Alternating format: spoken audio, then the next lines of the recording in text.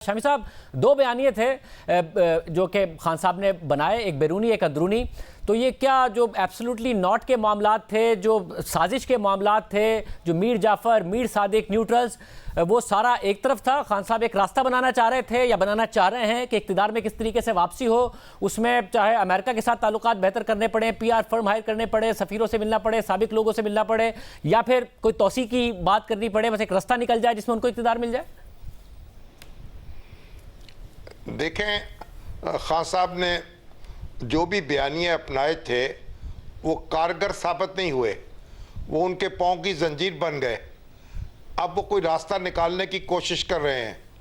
वो जो शायर ने कहा है ना कि काबे को जा रहा हूँ, नज़र सुए दैर है, मुड़ मुड़ के देखता हूँ, कोई देखता ना हो। तो खान साहब जो हैं एक कशोपंज में मुब्तला नज़र आते हैं और शायद अब उनको एहसास हो रहा है कि उन्होंने जो मुख्तलिफ मामलात में पोजीशन ली उसने उनके रास्ते में रोड़े अटकाए हैं, उसको कुशादा नहीं किया। लेकिन वो किसी रास्ते पर ज़्यादा देर तक चलते नहीं हैं और थोड़ी देर के बाद फिर वो किसी और तरफ देखने लगते हैं। आप देखिए, अभी भी जो उनकी मुश्किलात हैं उन्होंने ख़ुद पैदा की हैं।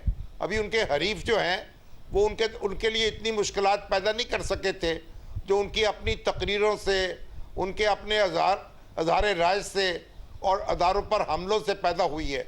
अब वो तौहीन अदालत का जो मुकदमा सामने कर रहे हैं, जिसका सामना कर रहे हैं, वो भी ख़ुद उनका अपना पैदा करता है। दहशतगर्दी का जो मामला चल रहा है वो भी उनका अपना पैदा करता है। और भी चीफ इलेक्शन कमिश्नर के ख़िलाफ़ उन्होंने जो अल्फाज इस्तेमाल किए हैं वो उन्होंने अपने लिए उलझनें पैदा की हैं। तो अब वो उलझनों में से रास्ता निकालना चाहते हैं, इनको सुलझाना चाहते हैं।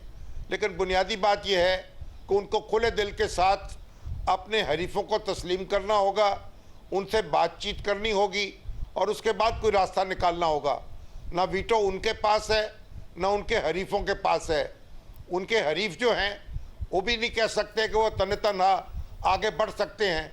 जो मुश्किलात हैं, मुआशी मुश्किलात हैं, सियासी मामलात हैं, सैलाब ने जो तबाही पैदा की है उसको आप देखें, उसके मनाजिर हैं। तो बहुत कुछ ऐसा है, मईशत और सियासत दोनों तकाजा कर रही हैं कि एक दूसरे के साथ बात की जाए, एक दूसरे का हाथ पकड़ा जाए और बहैसियत कौम मामलात को फेस किया जाए।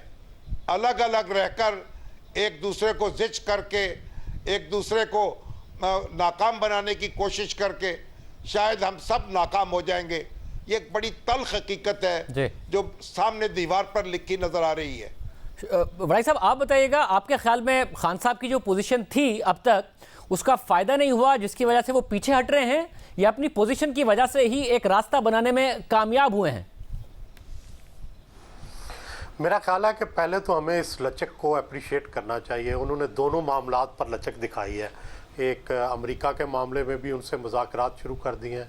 दूसरा, इस्टेब्लिशमेंट को वो कोस रहे थे कि शायद उनके बार बार पहलू बदल कर उन पर हमला आवर होते थे, लेकिन अब उसी इस्टेब्लिशमेंट को तोसी देने की बात कर रहे हैं। तो मेरा ख्याल है दोनों चीज़ों पर उन्होंने अपने पुराने मौक़िफ़ से जो है वो इनराफ़ किया है। और हम कह रहे थे कि वो मुज़ाकरात भी करें, बहुत कौम का मुतालबा था। मेरा ख्याल है तीसरी बात भी उन्होंने मान ली है और उन्होंने कहा है कि वो मुज़ाकरात करने को तैयार है। तो मेरा ख्याल है कि इस पे हमें अप्रिशिएट करना चाहिए और एक रास्ता खुल गया है। और देखें, आर्मी चीफ वाला मामला कितना कंट्रोवर्शियल था और कितना मुश्किल लग रहा था, लेकिन अब अगर वो तस्दीक देने पे आमादा हैं और दूसरी तरफ हुकूमत भी आमादा है तो ये मसला तो हल हो गया। तो मसाइल हल करने का रास्ता यही है कि अपनी अना को और अपनी जो अकड़ है उसको ख़त्म करें। खान साहब पहले बिल्कुल गलत रास्ते पे जा रहे थे।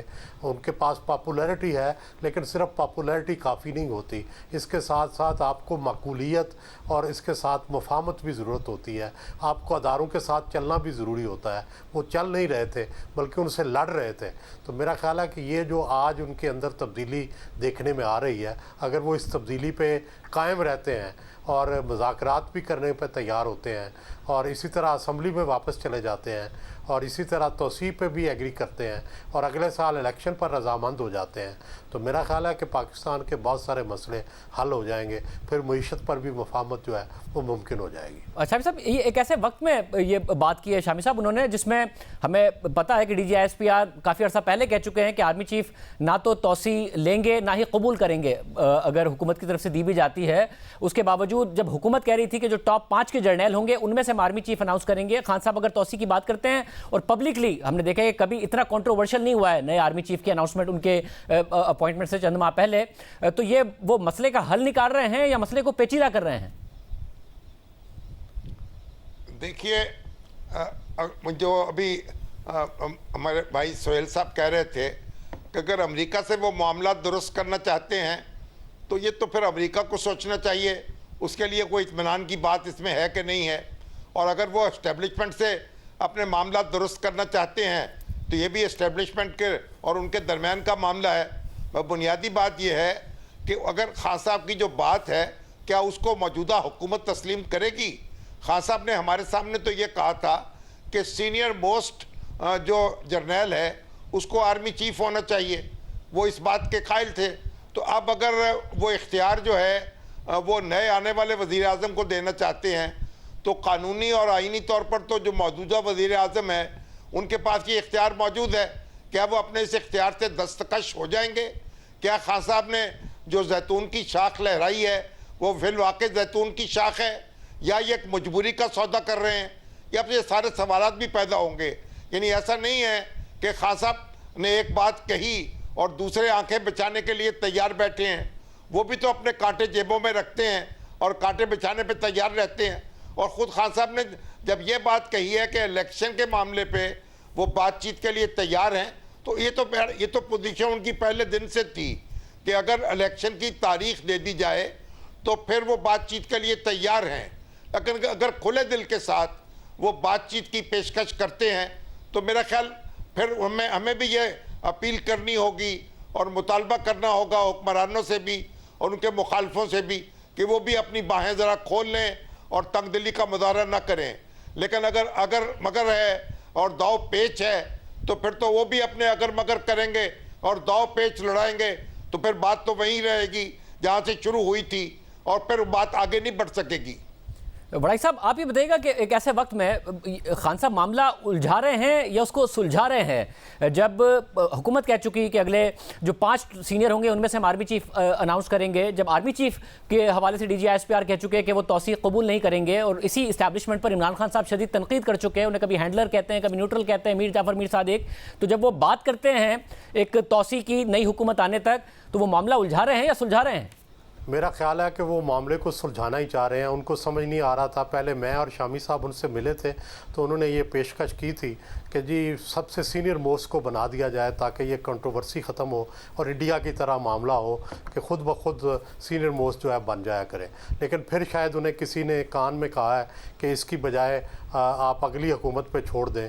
अब उसमें भी देखना होगा कि इसके क्या असरात होते हैं। अगर अगली हुकूमत तक छोड़ते हैं तो उस वक्त तक कौन कौन से जर्नैल जो हैं वो मौजूद होंगे, क्या उनके फेवरेट जर्नैल मौजूद होंगे या उनको दोबारा फ़ायदा देने के लिए तो वो ये नहीं कह रहे।